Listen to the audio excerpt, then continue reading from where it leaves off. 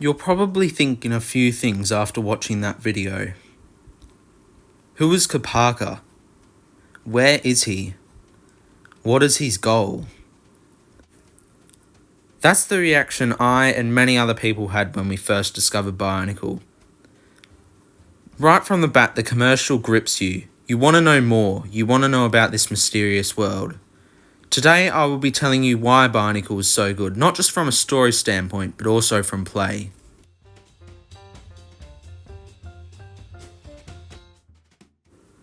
The commercials weren't like many other things at the time. They weren't fast-paced, action-packed, loud, talkative commercials with bright colours and loud people in your face. They were simply just quiet, ambient-filled videos of the main characters, the Toa, just doing random things in their environment.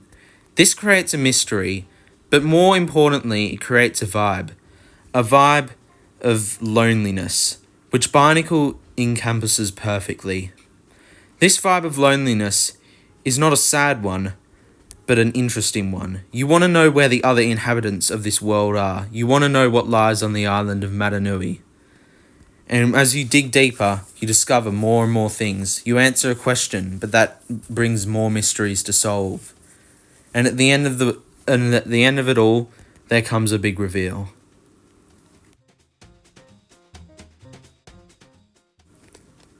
The lore of Bionicle was very deep, but the toys were quite simple. 6 heroes, the Toa, and a faceless evil. These heroes were first sold on their own, no enemies to fight. So what did you do with them? Well, with all their gear mechanisms, it was left up to your own imagination, something that LEGO prides itself in. The mechanisms on these characters were simple but effective. Simple arm swinging, kicking rocks. It was just left up to your own devices. They could fight each other, they could side with each other, but really, it was anything you wanted it to be. They even had masks, which you could swap out to give them different powers if you were more interested in the lore, or just from a play perspective anyway.